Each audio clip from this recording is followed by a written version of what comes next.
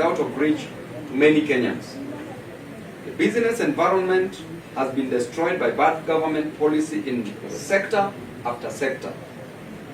Foreign direct investment has gone down, and we have seen investors running away to neighboring countries, leaving Kenyans jobless. The unemployment rate has skyrocketed.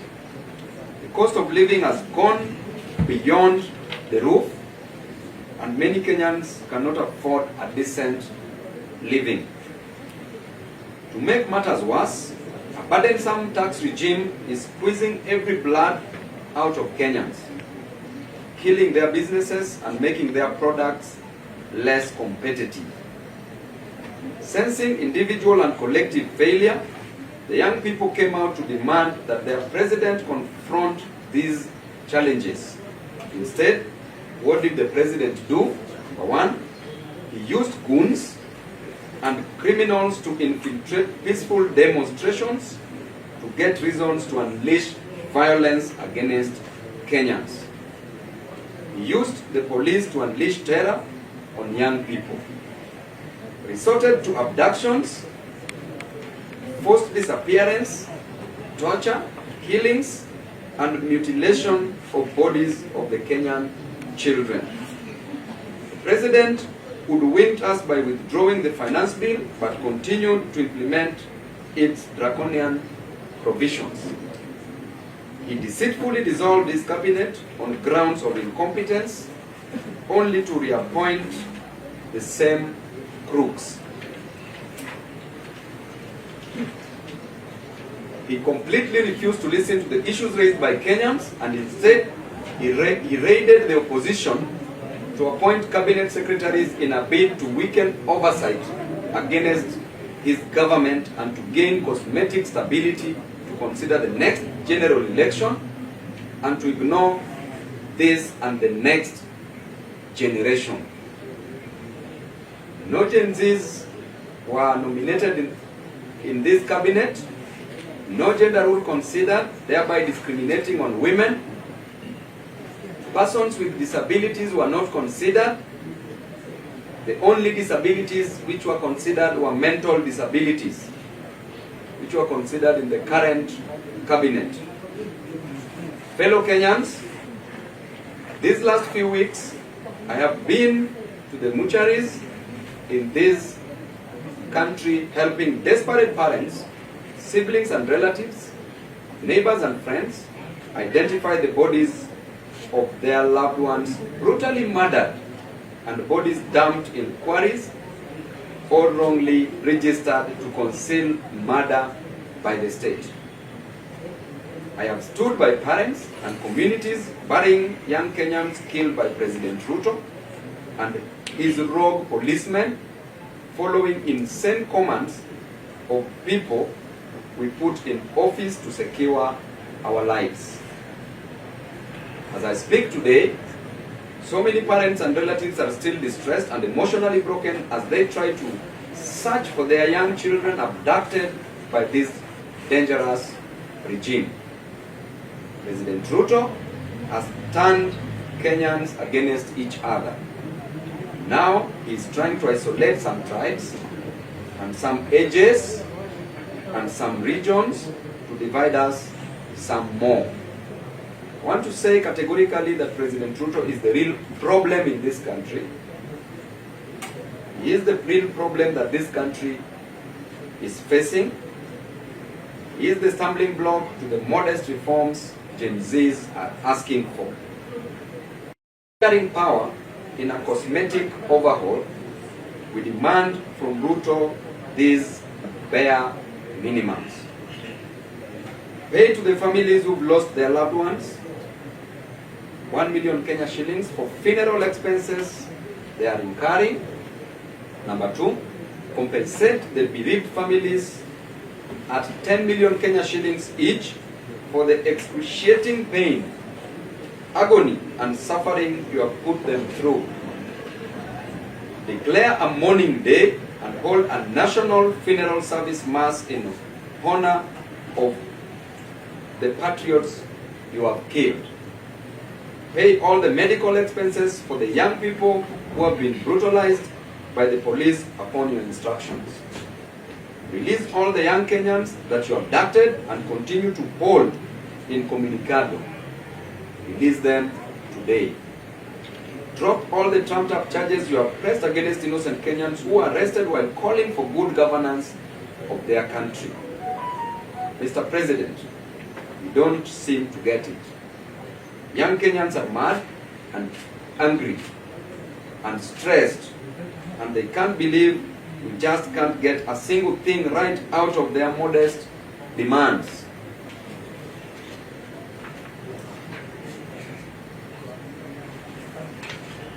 Kenyans want, number one, a competent government capable of getting things done. They want government positions to be well thought out, well structured, and staffed with public-minded, based on meritocracy, not kakistocracy, qualified citizens, who are committed to a common good. They want you to address the rampant looting of public resources. They want you to stop interfering in the running of state departments. Give the bureaucracy space to do what they should do. You don't know it all, and you cannot do it all. But as we ask you to do this, just know that the young people of this country are not afraid of you. We don't fear you. We expect you to serve us. Remember, the most important office in a democracy is the citizen. We, the people, can choose to exercise our sovereign power directly. May God bless you. May God remember our country, Kenya. Thank you, and God bless you. Any question, omission?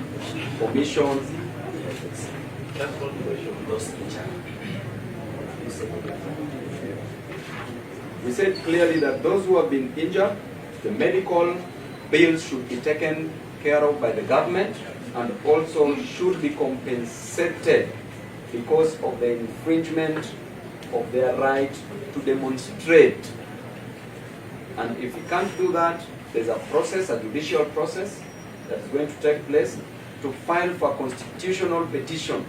And number one, the orders we shall seek is declaration of violation of human rights.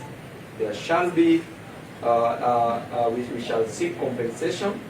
There shall be damages that we shall want. And that cost of litigation shall be borne by the respondent, that is the state. ODM officials have now joined the government.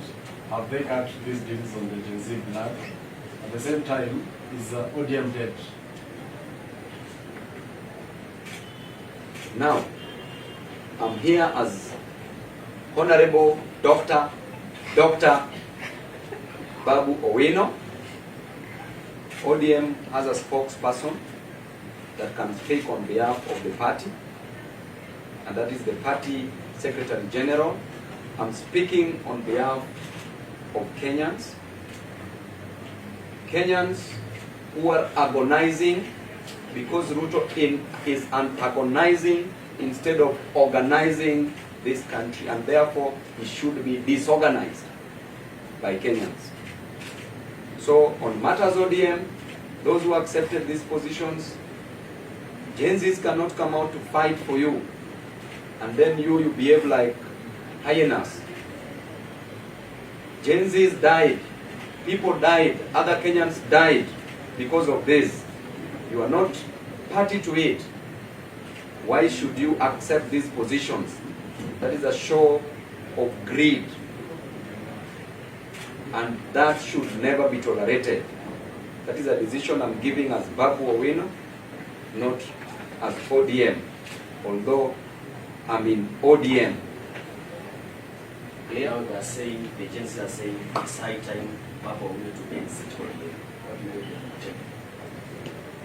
The Gen Zs are saying that, we Gen Zs have said that. They are saying Approaching you as the new opposition. Yeah. Yeah, Actually, from today henceforth, I'm the chief opposition leader because there are so many jobs doing rounds. There are so many people who are in the opposition, who are now in bed with the government. My interest is to fight for Kenyans. It pains me to see a person who was a fellow member of parliament joining government. And it pains me to look back in Soweto slums, Kibra slums, to look back in central region, Nyanza coast and everywhere else, to see that child who has been sent away because he lacks only 5,000 to pay for their schooling in a secondary school. Sent because of 5,000. I'm so pained to see that child who's stuck in hospital cannot be treated because they lack money. Even money for x-ray, that is around only 2,500. If you can't afford it, then you can't even be x-rayed. I'm so pained to see our young men and women moving around without jobs, seeing a boda rider in the sun from morning to evening, only gaining 50 shillings to 100 shillings in a day, seeing a mama mboga, selling omena, only to get 50 Kenya shillings, 50 to 100. How will this parent collect this money to reach 300,000 Kenya shillings that Ruto wants in a university? So pained to see our children, our students who finished high school, are waiting to join university, cannot join because they can't afford it. Some people are dropping out because they can't afford it. Yet, we are encouraging patrimonialism, we are encouraging corruption, we are encouraging favoritism, we are encouraging mediocrity, we are encouraging kakistocracy. What are we doing as a nation? Mr. President, you fight on grounds that you are selling eggs and on the grounds that you are selling chicken. You should know better what a hustler feels. It is because of education that made you live in State House today. Were it not for education, you would have never come to Nairobi. The same education you are denying to our children, to our brothers and sisters. You've forgotten the hustlers. You are no longer the hustler who used to preach the hustler narrative. What happened to you?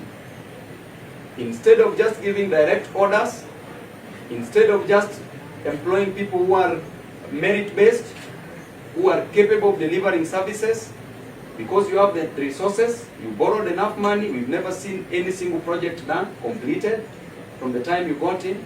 What is happening with you? Instead, you're turning your back against, you're turning your back on your people. There can never be a government without a population that you are killing now. And this was a decision that was made during the Montevideo conference, that the characteristics of a state, number one, there must be a definite population. Why are you killing the population?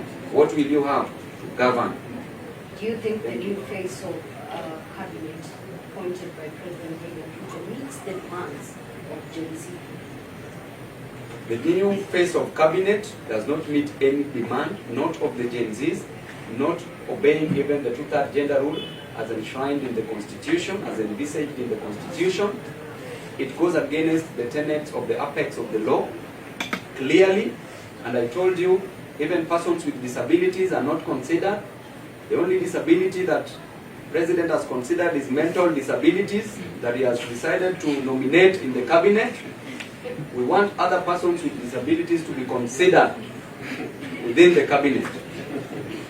Mheshimiwa Daktari, if President Ruto decides to graciously give you the remaining question, one of the two questions to represent Kenyans and you, are you going to take it? I cannot accept any position from President Ruto. No, thank you. And that is a fruit from a poisoned tree.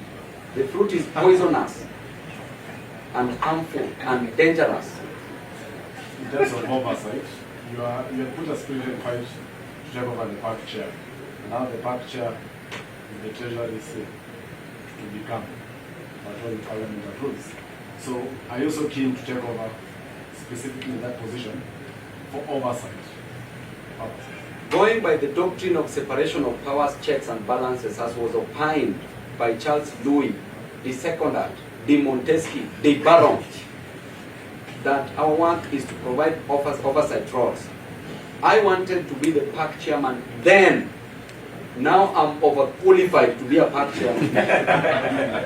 And I say no, thank you.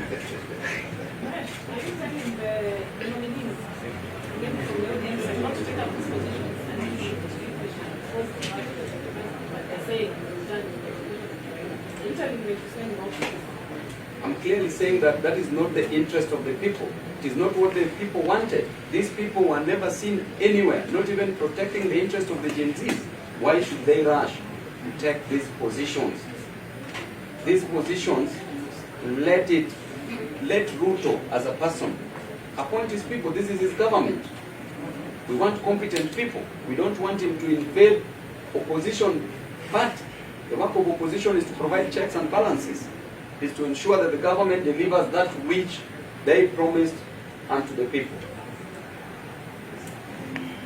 Please, please, please pump me with more questions and ready to answer. Sufficiently answered? Thank you very much and God bless you all. You are welcome.